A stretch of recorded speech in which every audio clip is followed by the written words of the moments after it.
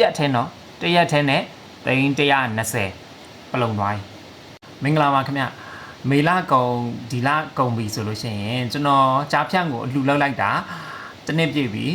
ကျွန်တော်ရဲ့ကြားဖြန့်အတွေ့အကြုံမသိသေးဘူးဆိုရင် TikTok မှာဆိုရင်အောက်မှာကျွန်တော် playlist တွေလုပ်ထားတယ်ကြားဖြန့်နဲ့ကျွန်တော်ဆိုပြီးတော့မှเนาะအဲ့ဒီထဲဝင်ကြည့်လို့ရှိရင်အပိုင်း1နဲ့3 4 6လားမသိဘူးအဲ့ဒီကျွန်တော်ရှိလိုက်မယ်ကျွန်တော်ဗီဒီယိုလေးတွေခွဲပြီးတင်ထားပေးတယ်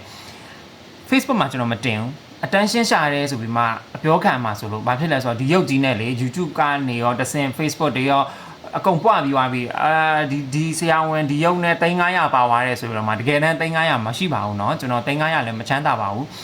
ပါသွားတာတော့200မပြည့်ဘူးပေါ့เนาะ180ဝန်းကျင်လောက်တော့ပါသွားတယ်ပေါ့เนาะ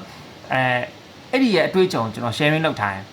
ကျွန်တော်ဘာဖြစ်လို့လဲမပြောတော့ဘူးခွာချပြီးနေရပါတော့ဩသူတို့ကအမောင်ထဲမှာလေကိုဘာလုပ်ချင်လို့လုပ်ချင်မှမသိဘူးပေါ့နော်ဒီနေ့မနေ့ကျွန်တော် chat box မှာ TikTok ရဲ့ chat box မှာစာလာပို့တယ် TikTok ကလေစာပို့မယ်ဆိုလို့ရှိရင် hi တို့ hello တို့ဆိုကျွန်တော်ဝင်မကြည့်တော့ဘူးဒါပေမဲ့တကြောင်ပဲပို့လို့ရလို့လေ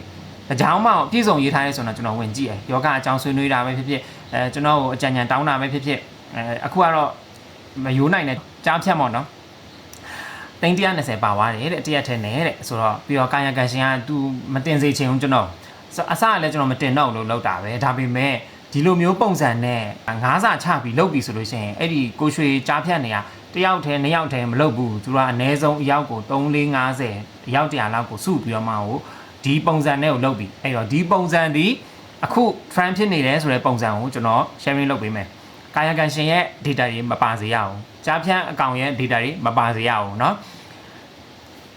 ဒီလိုပုံစံကျွန်တော်အောက်မှာ screenshot လေးတွေထည့်ပေးမယ်เนาะအောက်မှာကြည့်ကြည့်တီမူဆိုတဲ့ဟာကအရင်တော့ကapplication ဈေးဝယ်တဲ့ application ဖြစ်ပါလိမ့်မယ်ဒါပေမဲ့ဒါကတော့တီမူအတုပေါ့နော်အပေါ်မှာ browser နဲ့တုံးထားတာဒီလိုမျိုးလေးတွေပစ္စည်းဝယ်ခိုင်းတယ်အရင်ကြီးလောက်ခိုင်းတယ်ပေါ့ပြီးရင်ငွေပြန်ရမယ်ပေါ့ဒီလိုပုံစံတွေကိုကြားဖြတ်ကတင်ထားသေးတယ်ဗာလဲစိတ်ကောင်းရှိမှဘဝကောင်းပြီတဲ့မေးပေးအောင်ဗာလဲစိတ်ကောင်းရှိမှဘဝကောင်းပြီတဲ့နော်ကိုကြားဖြတ်တင်ထားတာထုံးစံတိုင်းဇက်ညုံကတော့မပြောင်းသူတို့ကလေဝင်ရောတယ်အရင်ဆုံးအခုဒီကောင်မလေးနာအောင်ဆိုလို့ရှိရင်အဲ့လိုချီကတ်ပြီးတော့မှတပတ်10ရက်ကိုစကားပြောယုံသွင်းပြီးတော့မှစပြီးတော့မှဇက်လန်စတရက်ထဲနော်တရက်ထဲနဲ့320ပလုံသွားကျွန်တော်ဒီဗီဒီယိုနဲ့ပဲအနှစ်ချုပ်ကျွန်တော်ပြောပြအောင်မယ်ပထမတစ်ချက်ပတ်စံကိုအလွယ်နည်းနဲ့ရယူမယ်ပေါ့နော်ဒီလိုမျိုးလေးလောဘပေါ့နော်လုံးဝကိုမလိုက်နဲ့လောဘတော့တတ်မှရမယ်ဒီလောက်လေးပဲရင်းနှီးရတာဆိုတာမျိုးဒီခေတ်ဒီအချိန်မှာဘယ်နေရာမှအဲ့လိုမျိုးနီလန်းနဲ့ငွေမရှာချင်ပါနဲ့ဒုတိယတစ်ချက် Viber နဲ့ hi ပြီဆိုလို့ရှိရင် hi စိတ်ဝင်စားလားဒီလိုလေးဟိုဟာလောက်ရမယ်ဒီဟာလောက်ရမယ် block ပလိုက်ဆဲပြီးတော့မှတခါတည်း block လိုက်ပါတတိယတစ်ချက်ဘယ် link ကိုမှမဝင်ပါနဲ့ဟို link ဒီ link ဝင်တယ်ဆိုတာမျိုးလုံးဝကိုမလုပ်ပါနဲ့နောက်တစ်ချက်လက်လွန်သွားပြီဆိုလို့ရှိရင်ရက်တန်းကရက်တော့သူတို့ကလက်လွန်ပြီဆိုကြတဲ့ကိုမက်လုံးပေးပြီးတော့မှအခုဒီတယောက်ဆိုရင်320ပါနေပြီ300ပေးလို့ရှိရင်ရှိတဲ့120ရောအခု100ရောအတိုးရောအမျက်တွေရောရမယ်ဆိုပြီးတော့မှမက်လုံးပေးတယ်ဘယ်တော့မှပြန်မရဘူးကျွန်တော်တို့ကလည်းအဲ့ဒီပုံစံအတိုင်းပဲ80လွန်နေပြီထပ်လိုက်တယ်80ပလုံနဲ့ထပ်လိုက်တယ်ပလုံနဲ့အဲ့ဒီနီလန်းနဲ့ပဲသွားတာအဲ့တော့ကိုတွေ့နော်တကယ်ဥမာကိုတွေ့လောဘတော်တတ်ပါ